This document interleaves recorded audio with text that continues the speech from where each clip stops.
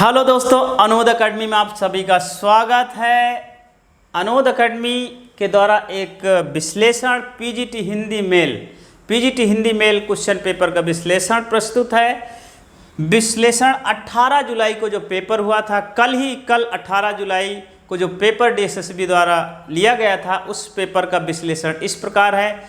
इस विश्लेषण में आप ये जानेंगे कि किस भाग से कितने प्रश्न पूछे गए और इस पेपर का कठिन का लेवल कितना था, इसका कठिनाई का स्तर क्या था, और साथ में ये जानेंगे कि विभिन्न वर्गों की कट ऑफ क्या होगी, अर्थात इसकी कट ऑफ क्या होगी, कितना आप मार्क्स ले आएंगे कि आपका श्योर सिलेक्शन हो जाएगा।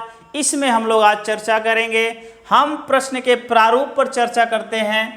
जो फर्स्ट पार्ट था उसमें जीएस के 20 क्वेश्चन आए, मैथ के 20 क्वेश्चन आए, रीजनिंग के 20 क्वेश्चन, हिंदी के 20 क्वेश्चन और इंग्लिश के 20 क्वेश्चन आए। इस प्रकार फर्स्ट पार्ट हमारा 100 मार्क्स का था। 100 क्वेश्चन थे और 100 क्वेश्चंस हमें करने थे। 1/4 माइनस मार्किंग थी। इसमें माइनस मार्किंग को भी विशेष ध्यान रखना था। तो फर्स्ट पार्ट में क्या था कि जीएस का स्तर अच्छा था और जीएस का लेवल ठीक था। 10 क्वेश्चन नॉर्मल थे, उसके ऊपर के करंट और को मिला करके अच्छे लेवल के प्रश्न पूछे गए थे। मैथ के जो क्वेश्चन थे वो 8-9 क्वेश्चन नॉर्मल क्वेश्चन थे। इसके ऊपर के क्वेश्चन काफ़ी मॉडरेट लेवल के थे, मिक्स लेवल के थे और अच्छे लेवल के थे। रीजनिंग के क्वेश्चन प्रायः आसान थे, लगभग 12-13 क्वेश्चन सरल रीजनिंग आई थी। हिंदी के 12 से 15 क्वेश्चन बहुत सरल आए थे। हिंदी का भी लेवल बिल्कुल आसान था। और इंग्लिश का लेवल जो इंग्लिश ग्रामर आई थी वो थोड़ा टफ आई थी। उसमें थोड़ा कठिनाई का स्तर ज़्यादा था और उसका पैराग्राफ थोड़ा इजी लेवल आया हुआ था। तो पार्ट फर्स्ट की का दृश्य ये है कि पार्ट फर्स्ट ओवरऑल मिला करके मीडियम स्तर का पेपर था।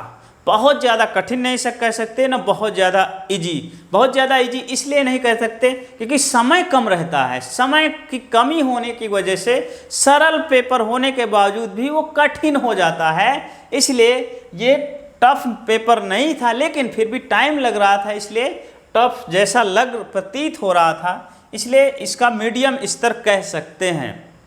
पार्ट 2 में जो पीजीटी हिंदी मेल का जो पार्ट 2 था, जिसमें हिंदी के 200 क्वेश्चन पूछे जाने थे। 200 में से 180 क्वेश्चन हिंदी विषय से पूछे जाने थे और 20 प्रश्न शिक्षण अभिरुचि से पूछे जाने थे, शिक्षण टेक्नोलॉजी से पूछे जाने थे। तो 180 प्रश्न जो हिंदी के विभिन्न भाग से कहाँ से आए हैं, इनको हम समझते हैं। हिंदी का जो सिलेबस है, हिंदी साहित्य का इतिहास है, उसमें भाषा विज्ञान है, हिंदी व्याकरण है और काव्य शास्त्र है। पीजीटी हिंदी का डीएसएसबी का सिलेबस है, हिंदी साहित्य का इतिहास है, भाषा विज्ञान है, हिंदी व्याकरण है और काव्य शास्त्र है। इन्हीं 4 भागों से प्रश्न पूछे जाते हैं। आप देखते हैं कि हिंदी साहित्य के इतिहास से कितने प्रश्न पूछे गए। तो हिंदी साहित्य के इतिहास से 20 से 30 प्रश्न पूछे गए। हिंदी साहित्य के इतिहास से 20 से 30 प्रश्न हिंदी साहित्य के इतिहास से पूछे गए। भाषा विज्ञान से 20 से 25 क्वेश्चन थे और हिंदी व्याकरण, ध्यान ये रहे कि हिंदी साहित्य का जो इतिहास से जो प्रश्न पूछे गए 20 से 30, ये बहुत कम है, क्योंकि खोदा पहाड़ निकली चुहिया। प्राय हिंदी की तैयारी करने वाले सभी छात्र या सभी टीजीटी पीजीटी एग्जाम में हिंदी साहित्य के इतिहास से बहुत प्रश्न पूछे जाते हैं। लगभग 70% क्वेश्चन हिंदी साहित्य के इतिहास से क्वेश्चन आते हैं, हिंदी साहित्य के इतिहास से प्रश्न आते हैं। लेकिन यहाँ डीएसएसबी ने लोगों को चकमा दे दिया। डीएसएसबी ने कैसा चकमा दिया कि हिंदी साहित्य के इतिहास से क्वेश्चन कर दिए 20 से 30। ऊंट के मुंह में जीरे के बराबर क्वेश्चन आ गए। कहाँ से? हिंदी साहित्य के इतिहास से। और भाषा विज्ञान से तो नॉर्मल प्रश्न थे, इतने ही पूछे भी जाते हैं। भाषा विज्ञान से लगभग इससे ज़्यादा ही पूछे जाते हैं, फिर भी भाषा विज्ञान के क्वेश्चन कम थे। और सबसे बड़ी बात, सबसे जो बड़ी बात है वो यहाँ है और वो है हिंदी व्याकरण। हिंदी व्याकरण से जो प्रश्न आए थे वो 100 से 130 के बीच क्वेश्चन आ गए। बिल्कुल एग्जाम मतलब खेला ही पलट गया क्योंकि यहाँ से 10 से 15 क्वेश्चन आने वाले थे और आ गए 100 से 130 प्रश्न, जिसे किसी ने एक्सपेक्टेड ही, आशा ही नहीं किया था कि यहाँ से क्वेश्चन आएंगे। तो यहाँ से ये एक बहुत बड़ा फैक्टर इस बार सिलेक्शन में होने वाला है पीजीटी हिंदी में कि हिंदी व्याकरण, हिंदी ग्रामर और वो ग्रामर ऐसी आई जो हम अपने स्कूलों में पढ़ा रहे हैं। 10वीं क्लास के सिलेबस से कई क्वेश्चन आए थे हिंदी ग्रामर से, 12वीं के सिलेबस से कई प्रश्न आए थे। तो इस बार हिंदी ग्रामर से ज़बरदस्त क्वेश्चन पूछे गए और काव्य शास्त्र से बहुत कम क्वेश्चन थे, 5 या 10। जो अभी पेपर हुआ है, इसके पहले जो एक पेपर पीजीटी हिंदी का हुआ था और उससे पहले जो पेपर हुआ था, उस पेपर में काव्य शास्त्र के बहुत क्वेश्चन थे। अर्थात जो ये वैकेंसी, इसके पहले की वैकेंसी और उससे पहले वाली वैकेंसी में काव्य शास्त्र ऐसे क्वेश्चन आए थे जैसे हिंदी व्याकरण से क्वेश्चन आए धड़ाधड़। अब की जो प्रश्न हुआ है, पेपर हुआ है, इस पेपर से पहले हिंदी साहित्य के इतिहास से काफ़ी क्वेश्चन थे। तो अब हिंदी व्याकरण के क्वेश्चन आ गए 100 से 130। तो सेकंड पेपर का दृश्य ये रहा संक्षेप में कि सर्वाधिक ज़्यादा प्रश्न हिंदी व्याकरण से आए, इसके बाद हिंदी साहित्य के इतिहास से, भाषा विज्ञान से और सबसे कम प्रश्न काव्य शास्त्र से पूछे गए हैं। अब हम देखते हैं कि विभिन्न वर्गों की कट ऑफ क्या होगी। देखते हैं कि जीएस में जिसने 10 प्लस क्वेश्चन कर लिया, 10 से 12 क्वेश्चन कर लिया, 10 से 12 एक्यूरेट सही क्वेश्चन हैं, 10 से 12 मार्क्स ले आया जीएस में, उसका अच्छा लेवल होगा। मैथ में जिसमें लगभग 8 से लेकर के 14 के बीच नंबर लाया है तो अच्छा माना जाएगा, मैथ्स का भी अच्छा लेवल होगा। और रीजनिंग का लगभग 12 से लेकर के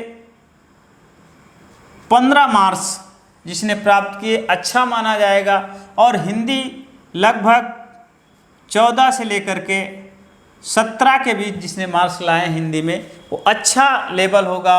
और इंग्लिश में लगभग 7 से लेकर के 12 के बीच जिसके मार्क्स होंगे इंग्लिश में तो अच्छा, फर्स्ट पेपर की उसका दृष्टिकोण अच्छा होगा। और यदि इतने मार्क्स उसने लाए हैं तो जिसने फर्स्ट पेपर में 60 प्लस मार्क्स ले आए हैं, फर्स्ट पेपर में जिसका 60 प्लस मार्क्स आ गया उसकी अच्छी पोजीशन कहा जाएगा, अच्छी दशा कहा जाएगा, अच्छा कंडीशन, उसका परफॉर्मेंस अच्छा रहेगा। पार्ट 2 की हम बात करें, पार्ट 1 100 नंबर का था, पार्ट 2 200 मार्क्स के थे। अब 200 मार्क्स में जिसने लगभग 150 प्लस प्रश्न जिनके सही हो गए, माइनस मार्किंग निकाल के 150 प्रश्न जिसके सही हो गए वो सिलेक्शन के दायरे में होगा।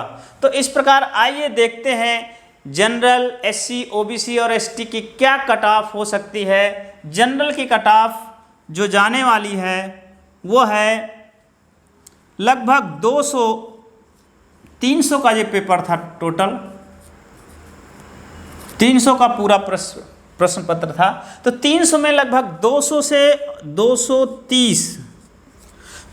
से 230 के बारे के बीच जिसके अंक हैं वो बिल्कुल श्योर सिलेक्शन के दायरे में, उन्हें डॉक्यूमेंट वेरिफिकेशन के लिए, डॉक्यूमेंट अपलोड करने के लिए बुलाया जा सकता है। ओबीसी की मेरिट जो आ सकती है वो आएगी लगभग 190 से लेकर के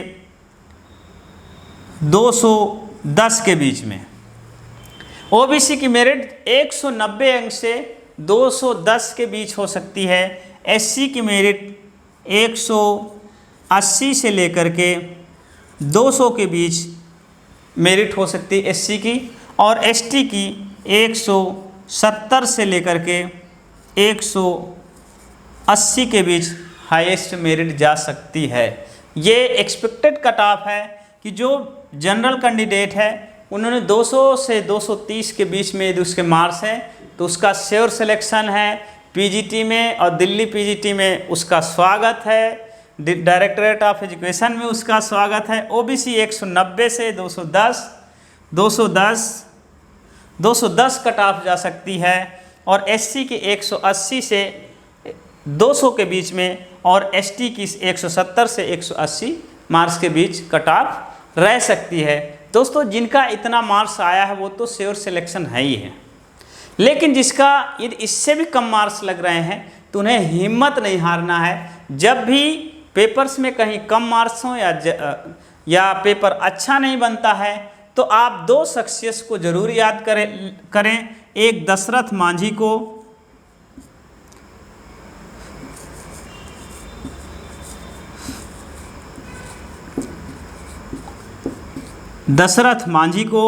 और दूसरे शख्स हैं मिल्खा सिंह।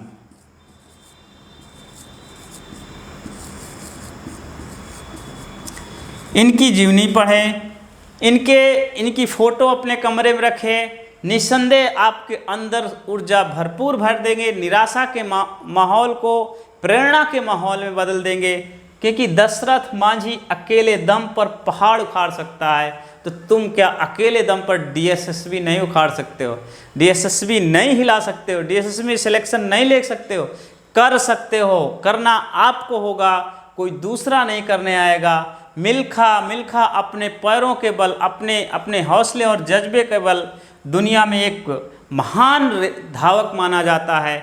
तो इसलिए आप भी दुनिया के हर मंजिल हासिल कर सकते हैं। इसलिए कुछ परिंदे उड़ रहे हैं आंधियों के सामने, कुछ परिंदे उड़ रहे हैं आंधियों के सामने। ताकत ना सही हौसला होगा जरूर। गर इस तरह नदी बहती रही तो देखना एक दिन तय समंदर तक फासला होगा जरूर। तो आज का विश्लेषण यहीं तक। वीडियो आपको अच्छा लगा हो तो वीडियो को लाइक करें और चैनल को सब्सक्राइब करना ना भूलें, बेल आइकन दबा दें। आज का विश्लेषण यही है। जय हिंद, जय भारत।